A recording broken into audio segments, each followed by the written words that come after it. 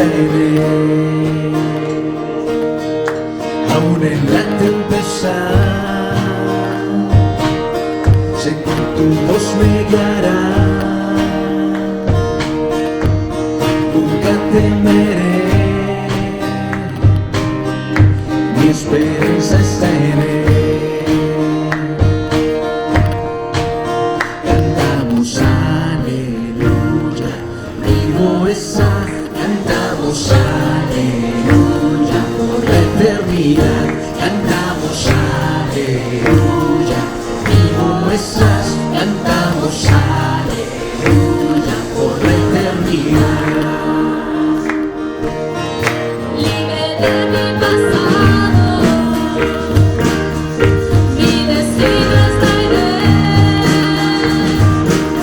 Ahora tengo futuro, mi esperanza está en él. Mis ojos han visto aquel que venció. Aunque mi fuerza falle, sé que seguro estoy.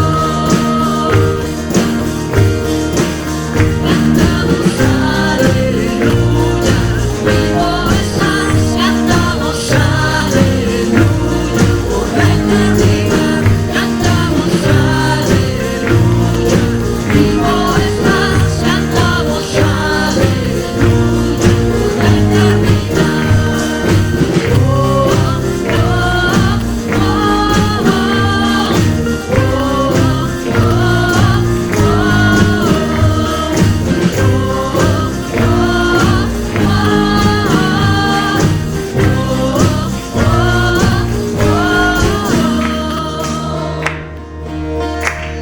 La tumba vacía, el mundo vencido, porque tú vivo estás, ahora vivo estoy. La tumba vacía, el mundo vencido, porque tú vivo estás, ahora vivo estoy, porque tú vivo estás, ahora vivo estoy. Cantamos aleluya, vivo estás, cantamos aleluya por la eternidad, cantamos aleluya, vivo estás, cantamos aleluya por la eternidad, cantamos aleluya, vivo estás, cantamos aleluya por la eternidad, cantamos aleluya, vivo estás, cantamos aleluya por la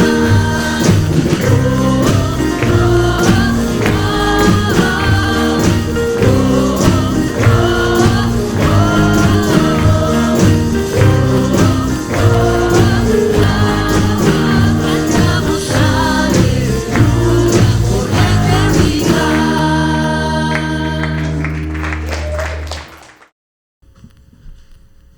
Bueno, hermanos, no sé ustedes, pero cada que paso, por lo menos yo aquí, siento ese gozo, esa paz, el cantarle a nuestro Señor. Espero que cada uno de nosotros podamos sentir también eso de entregarle nuestra vida a Dios a través de nuestra alabanza, de nuestros cantos y ahora de la lectura. Les invito a que abran sus Biblias en el libro de Jeremías.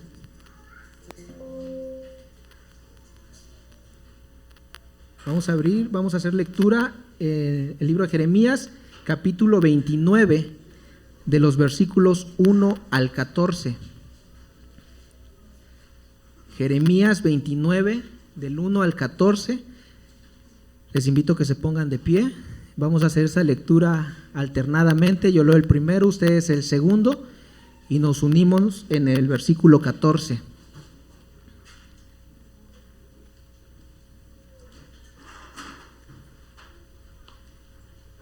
La palabra de Dios dice: esta es la carta que el profeta Jeremías envió desde Jerusalén al resto de los ancianos que estaban en el exilio, a los sacerdotes y a los profetas, y a todo el pueblo que Nabucodonosor había desterrado de Jerusalén a Babilonia. Esto sucedió después de que el rey Jeconías había salido de Jerusalén junto con la reina madre, los eunucos, los jefes de Judá y de Jerusalén, los artesanos y los guerreros. La carta fue enviada por medio de Elasá, hijo de Safán, y de Gemarías, hijo de Gilquías, a quienes Sedequías, rey de Judá, había enviado al rey Nabucodonosor, rey de Babilonia. La carta decía: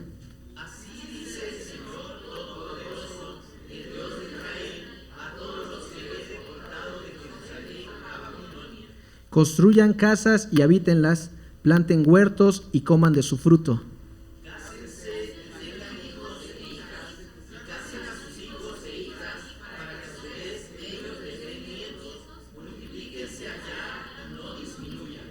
Además, busquen que el bienestar de la ciudad a donde los he deportado y pidan al Señor por ella, porque el bienestar de ustedes depende del bienestar de la ciudad.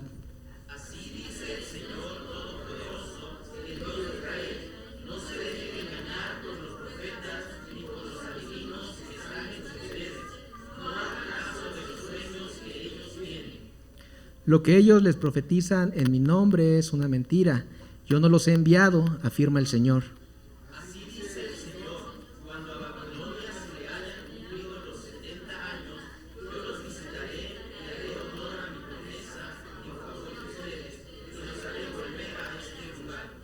Porque yo sé muy bien los planes que tengo para ustedes, afirma el Señor, planes de bienestar y no de calamidad, a fin de darles un futuro y una esperanza.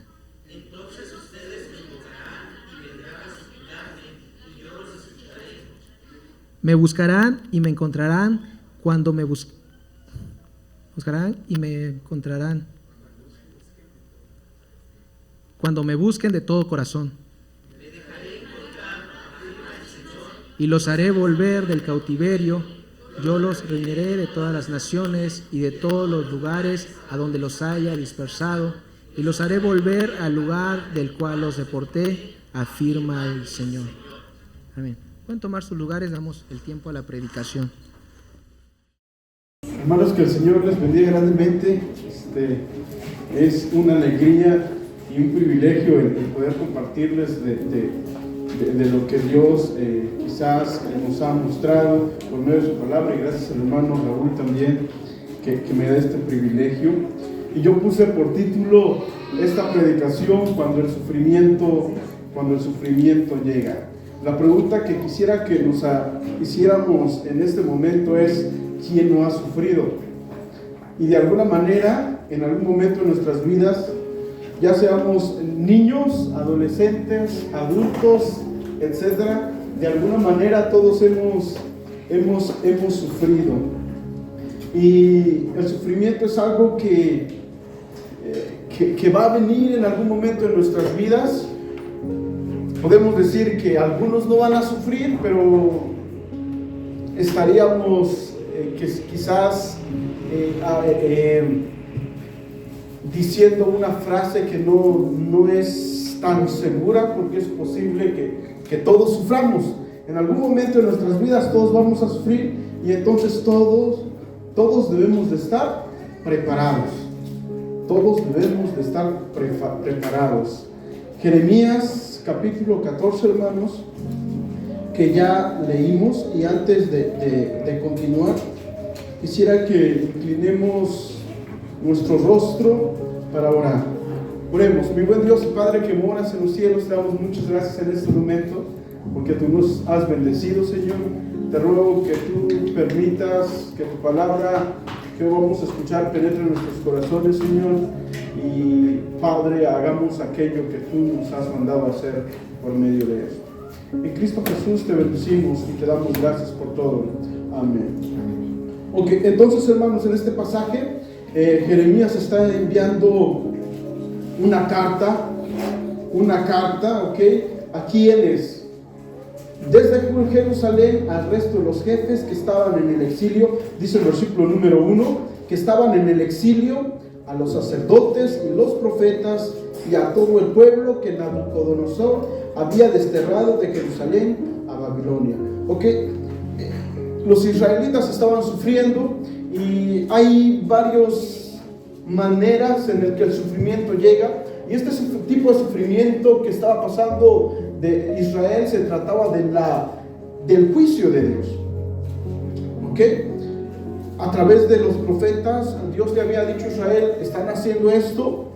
Ustedes han de recordar que vendían al pobre, ¿por qué? Por un par de calzado, cosas como estas, ¿ok? Y entonces el pueblo de Dios estaba pecando, se habían ido detrás de los ídolos y Dios tenía que hacer algo. Lo que Dios va a traer es que va a hacer que el pueblo del norte vengan y se lleven al pueblo del sur. En este caso, los primeros que se fueron los del reino de Samaria, ¿ok? Y después vinieron por la tribu de Judá, por los que habían quedado, ¿ok? Pero entonces todo esto pasó porque Dios lo permitió. Y no solamente Dios lo permitió, Dios hizo que pasara. Vean qué dice el versículo número 2. Esto sucedió después de que el rey Jeconías había salido de Jerusalén junto con la reina madre, los oficiales de la corte, de los líderes de Judá y de Jerusalén, los artesanos y los herreros. Número 3, la carta fue enviada por medio de Elasá, hijo de Safán, de Gemarías, hijo de Hilquías, a quienes Sedequías, rey de Judá, había enviado al rey de Nabucodonosor, rey de Babilonia. Esta decía: así dice el Señor de los ejércitos, el Dios de Israel, a todos los que ¿qué? A todos los que envié al exilio de Jerusalén a Babilonia. ¿Se dan cuenta que el versículo número 4 nos está diciendo que Dios está haciendo algo? Y entonces el texto dice: a todos los que envié al exilio de Jerusalén a Babilonia. ¿Ok? En otras palabras, Dios dejó que pasara o que Babilonia llegara, invadiera el pueblo de Jerusalén y se los llevara. ¿Y por qué Dios dejó que pasara esto? Por el pecado, por lo que ellos estaban haciendo. ¿Ok? Ya por medio del profeta Isaías, ¿ok? Dios les va a decir: tengan cuidado. ¿Por qué? Porque de alguna manera, si ustedes no cambian su manera de vivir, entonces yo voy a traer juicio. Y el juicio se trata de que Dios va a hacer algo en nuestras vidas, o Dios va a dejar que pase algo en nuestras vidas para crear justicia. ¿Ok? En otras palabras, Dios va a hacer algo para disciplinarnos. Hay quizás algunos debates entre que si Dios castiga o no castiga. Y el castigo viene para que tú que has hecho algo pagues lo que tú hiciste. Mientras que la disciplina viene para que tú que hiciste algo tienes que cambiar tu comportamiento, y Dios va a hacer que pase algo para que te des cuenta que tú estás mal. ¿Me estoy dando a entender? Y entonces el sufrimiento llega, y esta es la manera en cómo el pueblo de Israel estaba sufriendo. Hay varios tipos de sufrimiento. Yo creo que a veces Dios deja que nosotros pasemos por algo. Viene alguien que es una mala persona, ¿ok? Y Dios deja que esa mala persona nos haga daño. Y hay muchos porqués, porque quizás Dios está trayendo disciplina a nuestra vida. O también dice el texto en el Nuevo Testamento: bienaventurados sois cuando por mi causa os vituperen y digan toda clase de mal contra vosotros mintiendo. Gozaos y alegraos, porque vuestro galardón es muy grande allá en los cielos. ¿Ok? Y entonces el sufrimiento de alguna manera va a venir, pero hay algo que nosotros debemos de hacer cuando estemos en el sufrimiento. Vean que dice los siguientes versículos. Antes de eso, quiero que veamos cómo estaba el pueblo de Israel allá en Salmos capítulo 137 del 1 al 4. Este salmo va a ser escrito cuando los israelitas estaban en el cautiverio. Salmos capítulo 137, versículo número 1 al 4. ¿Sí lo tienen, hermanos? Ok, vean qué dice el texto.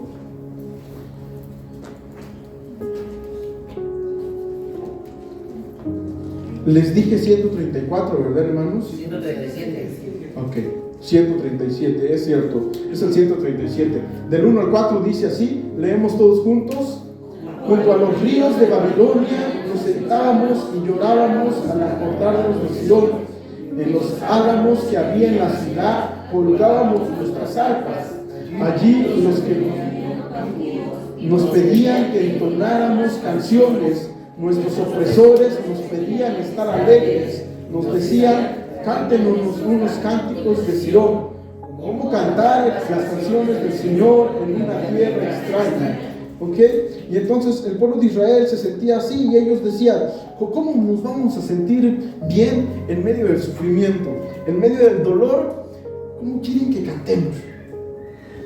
¿Ok? Y las canciones de Sion eran unos cantos alegres como los que cantamos este día. Mejor es un día en la casa de Dios. Y ellos decían, ¿cómo vamos a estar alegres? Ustedes porque no están sufriendo. Pero vean qué es lo que Dios les va a decir al pueblo de Israel y cómo ellos debían accionar o qué debían hacer en el sufrimiento. Regresando a Jeremías, por favor, hermanos, regresemos y vean qué les va a decir Jeremías capítulo 29, versículo número 5. Vean qué dice: edificad casas. Eso lo dice Reina Valera. Leemos en NBI: construyan casas y habítenlas, planten huertos, coman de su fruto, cásense y tengan hijos e hijas, también casen a sus hijos e hijas, para que a su vez ellos les den nietos, multiplíquense allá y no disminuyan. Estoy dando un clic aquí, pero creo que no está aprendido, ¿verdad? Ya lo aprendí. Gracias. Lo primero que el texto nos va a decir es esto: estás en el sufrimiento, ¿qué tienes que hacer? Vive con contentamiento. Construyan, dice el texto, construyan casas y habítenlas, planten huertos y coman de su fruto. En otras palabras, lo que Dios está diciendo: no se preocupen. Por más que alguien se afane, va a decir Jesús, ¿podrá añadir a su estatura un codo? No. En medio del sufrimiento, lo que nos toca hacer nosotros es estar en contentamiento, porque hemos de recordar que el sufrimiento viene por algunas cosas. Y lo primero que debo de hacer es, entonces, pienso, ¿por qué está viniendo este sufrimiento a mi vida? ¿Está viniendo como juicio de Dios, que es similar a la disciplina? Dios está haciendo algo para que yo me dé cuenta que estoy actuando mal y entonces tengo que pasar por esto. Ok, estoy sufriendo. ¿Por qué estoy sufriendo? Pienso y reflexiono. Es que los hermanos no me apoyaron cuando fui a evangelizar y yo salí a evangelizar, ¿qué? Solo. Estamos sufriendo, quizás de alguna manera usted está sufriendo eso y lo está tomando usted como una, tal vez no como una ofensa, pero sí como algo doloroso, porque es algo que usted está haciendo, que quería que también que los demás hicieran, pero al final de cuentas no se llevó a cabo. Quizás hay una emoción en su corazón y que dice, no, pues me dolió.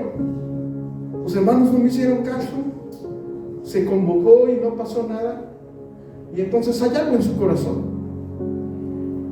O quizás usted quiso obtener algo que usted estuvo orando constantemente, una novia, un carro, yo no sé. de alguna manera, ¿ok? Y entonces esto que usted pidió, no pudo usted obtenerlo. La pregunta que debemos hacer es, ¿por qué está pasando esto? Y ya que haya yo visto el porqué de las cosas, hay algo que tiene que venir a mi vida, que es contentamiento. Contentamiento. Construyan casas y habítenlas. Planten huertos y coman de su fruto. Sigan trabajando. Versículo número 6, no solamente contentamiento, también alégrense, porque ¿qué es lo que trae el casamiento? Alegría, para algunos felicidad, cuando se casan bien, felicidad. Y entonces lo que Dios está diciendo es, sean felices. En otras palabras es, ok, estás sufriendo, no pienses, sí reflexiona, ¿por qué vino esto a tu vida? Pues no te quedes ahí. Si alguien habló mal de ti, está bien. Vas a sentir mal, vas a sentirte mal, vas a sentir algo en tu corazón, pero ya no estés viviendo en el sufrimiento. Sí sufre, pero no vivas por el sufrimiento, sino alégrate en el sufrimiento. ¿Me estoy dando a entender? Porque al final de cuentas hay algo que nosotros debemos de entender, es que la voluntad de Dios, su disciplina, es para nuestro bien. Es para nuestro bien. Dijo alguno por allí que se aprende más y uno crece más cuando uno sufre que cuando uno está siendo feliz. Se aprende más de las heridas y de la tristeza que de la victoria, desde la victoria. Y hablando de la victoria, el pueblo de Israel sí era un pueblo victorioso. ¿Y por qué el pueblo de Israel en medio del sufrimiento era un pueblo victorioso? Porque el pueblo de Israel es hijo de Dios. ¿Y qué creen que va a pasar? Dios nunca va a abandonarlos. Dios le dice a Abraham, ¿puedes contar tú las estrellas de los cielos? No. Si alguien cuenta las estrellas de los cielos y dice cuántas estrellas hay, entonces yo abandonaré a Israel. La pregunta es, ¿alguien puede contar las estrellas de los cielos? No. Y en el Nuevo Testamento Dios nos dice, ¿hay algo que podrá separarnos del amor de Dios? No. Quizás ese amor que Dios ha puesto en nuestros corazones para con Él sí se termine, porque a veces estamos bien y a veces estamos mal, pero el texto no está hablando de ese amor que nosotros tenemos hacia Dios, sino del amor que Él tiene para con nosotros. Y entonces en el sufrimiento Dios nos va a abandonar. No, Él nunca nos ha abandonado y nunca lo va a hacer. Cásense y tengan hijos e hijas. También casen a sus hijos e hijas para que a su vez ellos les den nietos. Multiplíquense allá y no disminuyan.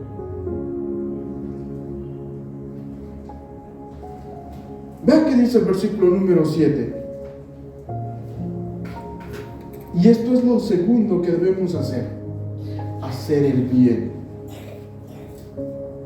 Y hacer el bien en el sufrimiento, y sobre todo hacerle bien a alguien que me está haciendo sufrir, es un poco o demasiado complicado, pero que no es imposible. Y vean que dice el versículo número 7. Dios les dice esto al pueblo: y procurar ¿qué cosa? Versículo 7. Busquen el bienestar. Busquen el bienestar. Es que yo me quedé con la Reina Valera, estoy muy acostumbrado, perdonen hermanos, pero dice el texto: busquen el bienestar de la ciudad a donde les he deportado y pidan al Señor por ella. Dios está diciendo: busquen el bienestar ¿De quiénes? De quienes les hicieron daño. ¿Está complicado o no está complicado?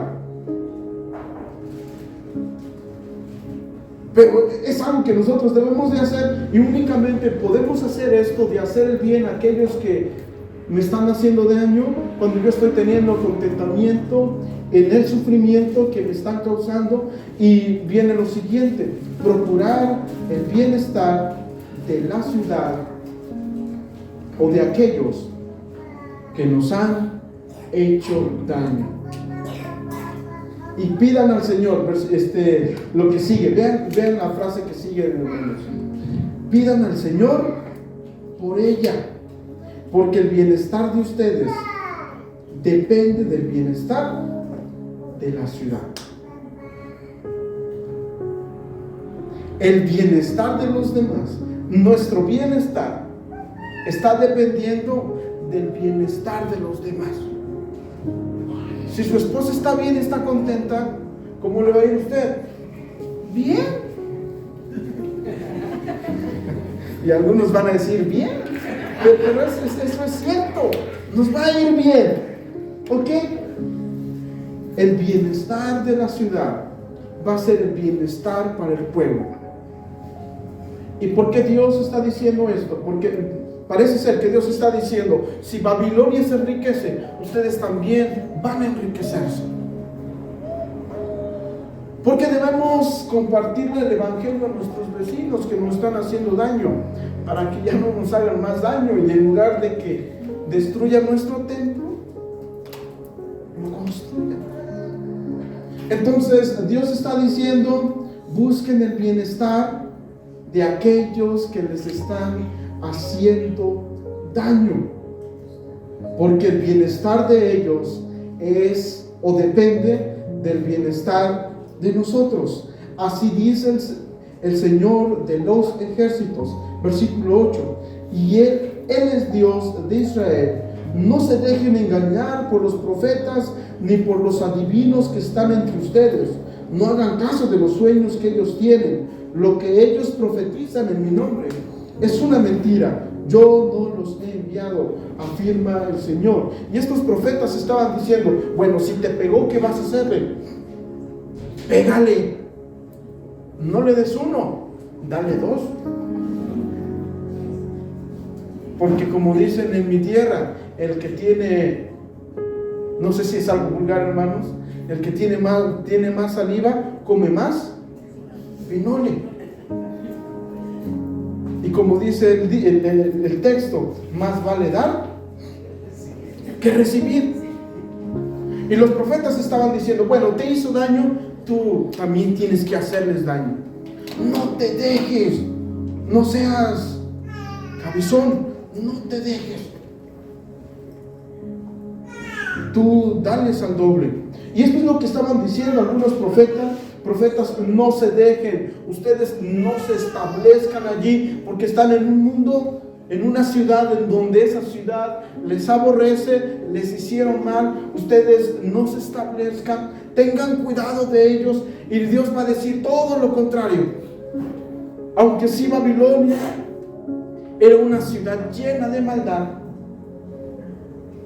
el pueblo de Israel tenía que establecerse y tenían que procurar su paz en medio de un mundo de maldad. Entonces, hermanos, podemos decir aquí que Dios nos llama a procurar el bienestar de los demás, el bienestar de aquellos que nos han hecho daño. Reina Valera, quiero leer en Reina Valera, hermanos, porque traduce el bienestar con otra palabra: procurar la paz. NBI dice bienestar, y esta palabra viene de una raíz que ustedes lo han escuchado, que es shalom. Y que esto quiere decir que, me hizo daño el hermano, yo no tomo en cuenta su maldad, yo voy y lo abrazo. En otras palabras, cuando el Señor Jesús lavó de los pies a sus discípulos, ¿estaba allí Judas o no estaba? Sí estaba. Jesús sabía que le iba a entregar o no sabía. Sí sabía. ¿Despreció Jesús a Judas? No. Y entonces esta palabra tiene que ver con: crea una amistad con esa persona que te hizo daño. Desarrolla una amistad. Y de eso se trata, el hacer el bien. Y nosotros vamos a hacer el bien. ¿Cómo? Desarrollando esta amistad. Porque el que entre lobos anda, aullar aprende. Y nuestro propósito de crear una amistad con mi hermano que me hizo daño es que él, al mismo tiempo, esté cambiando su manera de vivir y ya no esté haciendo más daño, porque el Señor va a traer juicio. ¿Y qué creen? Ahora a él le va a tocar sufrir. Si yo hago sufrir a mi hermano y yo no me arrepiento y yo no veo mi condición, ¿qué creen que va a pasar? Yo también voy a tener que sufrir. ¿Recuerdan qué estaba pasando Israel allá en Egipto? ¿Qué estaba haciendo? Estaba sufriendo. Pero el pueblo de Israel ahora se va a convertir como el Egipto, aquella ciudad que hace daño. ¿Y qué creen? Aún siendo hijo de Dios, dice Éxodo capítulo 4, deja ir a mi pueblo, mi hijo, mi único. Aún siendo pueblo de Dios, Dios los va a llamar a juicio. Dios va a traer algo para crear en el pueblo de Israel justicia. Y por medio de esta relación, yo debo ayudar a mi hermano que me está haciendo sufrir, a que ya no cometa más sufrimiento, más dolor. Y que sí es algo difícil a lo que Dios le estaba diciendo al pueblo, pero es algo que finalmente, aún en estos tiempos, Dios nos ha mandado a hacer. En cuanto dependa de nosotros, dice el texto, estad en paz con todos. Y entonces, hermanos, en el sufrimiento nosotros debemos hacer el bien. En otras palabras, sería desarrollar una relación con aquella persona que me está haciendo sufrir, para que esta persona ya no haga sufrir más, ya no haga más daño. Y debemos tener cuidado cuando nosotros entonces estemos haciendo este daño. Versículo número 8, hermanos, vean qué dice: así dice el Señor de los ejércitos, el Dios de Israel: no se dejen engañar por los profetas ni por los adivinos que están entre ustedes. No hagan caso de los sueños que ellos tienen. ¿Cómo debemos responder nosotros a aquellas personas que nos hacen daño? Debemos responderles con paz, haciéndoles bien, desarrollando una relación de paz. Lo que Dios les estaba diciendo en los primeros versículos es: ok, aquellas personas que a ustedes les hicieron daño, ¿qué creen que van a hacer? Denle sus hijos y a sus hijas, ¿para qué? Para que se casen. Y entonces va a estar tremendo, porque a nosotros se nos hace difícil hacer eso.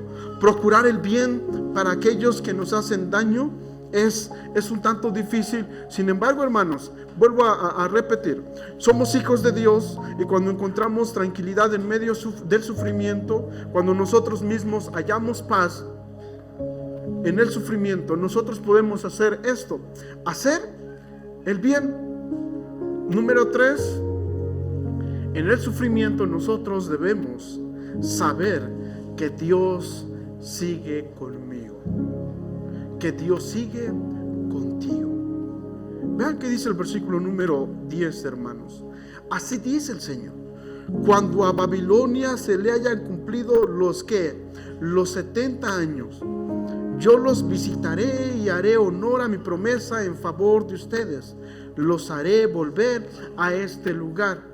Dios dice, cuando se hayan cumplido los 70 años, yo voy a visitarles. Entonces, ¿qué? ¿No estaba Dios con ellos? Y la respuesta va a ser, sí estaba con ellos.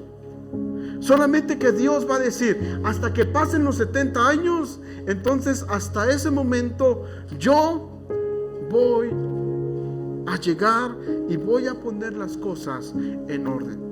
En otras palabras, yo voy a traer de nuevo juicio, pero ya no con ustedes, sino para con los de Babilonia. Y entonces ustedes serán libertados. Y nosotros vamos a ver allá a Zorobabel, si no mal recuerdo, a Nehemías, haciendo que regrese el pueblo de Israel 70 años después. ¿Qué nos quiere decir esto, hermanos? Yo veo en el texto que Dios nos está diciendo, cuando pasen los 70 años, el número 7, como ya lo sabemos, es un número de ¿qué? ¿Qué significa qué? Perfección. Es parte de un símbolo del pueblo de Israel y que significa perfección, cabal, completo. Entonces lo que Dios está diciendo es, ustedes no van a dejar de sufrir hasta que, hasta cuando esto tenga que terminar. Ustedes no van a regresar. El juicio que yo hice para con ustedes no va a terminar hasta que se tenga que terminar. El dolor y la tristeza que pasamos, las pruebas que pasamos, no va a terminar. Ya sea que oremos mucho o no oremos, lo mejor es sí orar siempre. Ya sea que hagamos muchas cosas, el sufrimiento no va a pasar hasta que Dios diga que tenga que pasar. La disciplina y el juicio de Dios no va a pasar cuando nosotros querramos, sino hasta cuando Dios ya lo haya dicho. Y el punto de esto es que a veces pensamos que nosotros podemos torcer la mano de Dios. El pueblo de israelita allá en Malaquías va a pensar que ellos pueden doblar la mano de Dios y pueden hacer que el dolor, la tristeza y el juicio de Dios termine si le piden a Dios que termine ese dolor. ¿Ok? Y Dios va a decir, no va a terminar. Va a terminar hasta que ustedes hayan aprendido todo lo que yo les quiero enseñar. Lo mejor que podemos hacer entonces en la tristeza, en el dolor o en la disciplina es tratar de comprender y aprender todo aquello que Dios me quiere enseñar en ese momento. Porque parece ser que hasta ese momento es el momento en que el dolor y la tristeza y la disciplina van a terminar. Vuelvo a repetir, los israelitas están pensando que si hacen algo, que si claman a Dios, que si ayunan, eso va a terminar. Como nosotros cuando disciplinamos a nuestros hijos, quizás hay algunos que, no sé, estoy pensando en una película de los gringos, en donde un gringo le dice a su hijo, ve a la pared o vete a tu cuarto y no salgas hasta que yo te diga. Pero el niñito empieza a llorar. ¿Y qué creen? Y entonces el corazón de la mamá o del papá le causa un poco de tristeza y le dice, está bien, no vayas pues, pero ya no lo hagas más. ¿Ok? Y entonces quizás ni siquiera la disciplina empezó. Pero el punto aquí es que la disciplina, hermanos, y todo esto que va a venir, que viene a nuestras vidas por el juicio de Dios, no va a terminar hasta que Dios lo diga, porque la disciplina de Dios siempre va a ser perfecta y va a cumplir su propósito en nosotros. Así dice el Señor, cuando a Babilonia se le hayan cumplido los 70 años, yo los visitaré y haré honor a mi promesa. En favor de ustedes los haré volver a este lugar. Versículo número 11. Porque yo conozco los planes. Vean qué dice Dios. Porque yo conozco los planes que tengo para ustedes. En medio del dolor, en medio de la disciplina y del juicio de Dios, Dios le está diciendo esto a sus hijos, a su pueblo. Porque yo conozco los planes que tengo para ustedes, afirma el Señor. ¿Sufrimos porque Dios nos quiere ver mal? Y la respuesta va a ser no. Cuando a veces nos preguntamos, ay Señor, ¿por qué estoy pasando esto? ¿Es que tú eres malo? Y la respuesta va a ser no. Vean qué dice el texto. Leemos todos juntos, por favor, hermanos. Versículo número 11. Porque yo conozco los planes que tengo para ustedes, afirma el Señor. Planes de bienestar y no de calamidad, a fin de darles un futuro y una esperanza. Entonces Dios está viendo, y está viendo también desde la disciplina del pueblo, y les está diciendo: yo tengo grandes planes para ustedes. ¿Están sufriendo? Yo tengo grandes planes para ustedes. Su dolor y su tristeza no va a terminar hasta que tenga que terminar, pero eso no significa que yo les he abandonado. Yo tengo grandes planes para ustedes, planes de bienestar y no de maldad y no de calamidad. El sufrimiento va a pasar en algún momento, va a pasar, y eso quiere decir que si nos tomamos de la mano de Dios, aprendemos lo que tenemos que aprender, en el futuro vienen cosas buenas. Vienen cosas buenas y no calamidades. Ahora bien, entendamos esto, hermanos, porque yo lo he entendido así.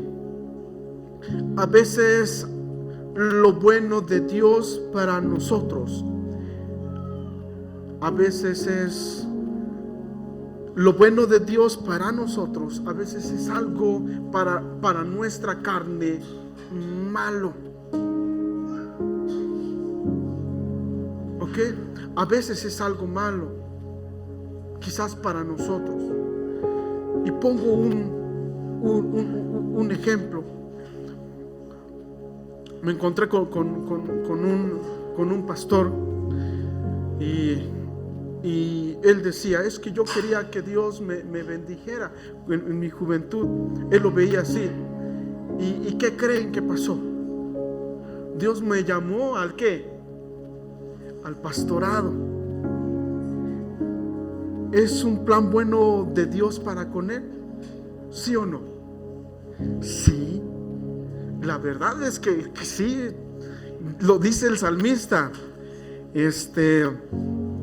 Tus cuerdas me cayeron en lugares deleitosos y es hermosa la heredad que me ha tocado. Pero cuando él estaba lo digamos así, en los primeros años de su ministerio pastoral, como yo también lo estoy, él decía: ¿esto no es una bendición? Pero el Señor dice que yo tengo buenos planes para ustedes, planes de bienestar y no de calamidad. Eso no tengo ni seguro, hermano. ¿Me estoy dando a entender? Y entonces para el hermano no era algo bueno para él. Entonces él decía: ese pasaje en mi vida no se ha cumplido. Él decía así. Pues ya después, reflexionando en todo, y ya es un pastor ahorita ya de años, él decía: yo no entendía en ese momento que lo mejor para mi vida y para el Señor sobre todo, que la bendición de Dios era bueno para mí. Y hubo muchos años en que yo no veía que eso fuera como una bendición para mí. Pero al pasar los años y al estar en el lugar en donde ahora estoy, yo veo que todo lo que pasé es una bendición de Dios. pero que en el momento yo nunca le entendí.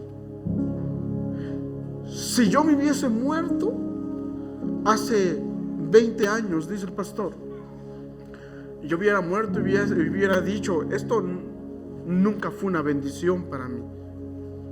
Pero pasados los años, me doy cuenta que eso es lo mejor que Dios me pudo haber dado en mi vida. Algo que sí debemos de saber es que los planes de Dios para con nosotros son muy buenos y son perfectos. Quizás no podamos comprenderlos en este tiempo, porque los planes de Dios son espirituales, no son carnales.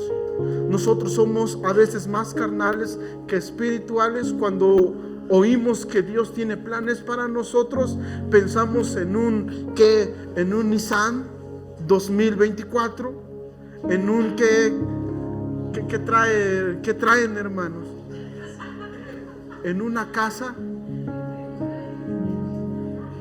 ¿ok? Cuando escuchamos bendición de Dios, lo traducimos en eso de volada, ¿ok? Muy pronto. Y bendición de Dios, aumento de sueldo, cambio de empleo, ¿ok? Y lo traducimos muy rápido en eso. Pero los planes de Dios son mucho más grandes que nuestros propios planes, y los pensamientos de Dios son más grandes y mejores que nuestros propios pensamientos. Quizás para usted las mejores bendiciones que piensa usted que para su vida son las más grandes, quizás usted piense que sea un auto, pero quizás Dios, y estoy seguro que sí, tiene algo más grande para usted que solamente un auto. Y si usted no lo ve aquí, no se preocupe. Allá en el cielo usted va a tener una enorme casa. Voy pues a preparar morada para vosotros, para que donde yo esté, vosotros también estéis. Finalmente, dicen que este es un chiste, hermanos, que cuando lleguemos frente a la presencia de Dios, a algunos les va a brillar ¿qué? La cabeza, y a otros que les va a brillar los ojos. Hermanos, recordemos esto: cuando estemos pasando por sufrimiento, tengamos contentamiento. Al pueblo de Israel se les dice: cásense, edifiquen casas y den a sus hijas e hijos en casamiento. En otras palabras es: vivan contentos en medio del sufrimiento, porque ustedes no van a poder hacer nada. Conténtense si les tocó algo que no querían. Conténtense. Sigan viviendo. El Señor no nos ha abandonado. Segundo, cuando pasemos por el sufrimiento, procuremos, hermanos, hacer siempre el bien, sobre todo para con aquellos que nos han ocasionado este daño. Y finalmente, no se le ocurra pensar que en el sufrimiento Dios le ha abandonado. Eso nunca, absolutamente nunca va a pasar. Nunca va a pasar. El Señor nunca nos va a abandonar. Si nosotros somos infieles, Él sigue siendo fiel. Por lo tanto, hermanos, nosotros podemos vivir agradecidos en el sufrimiento. ¿Por qué? Porque Dios sigue siendo bueno en cualquier medio, en cualquier circunstancia por la cual nosotros estemos pasando. Oremos. Mi buen Dios y Padre que moras en los cielos, te damos muchas gracias.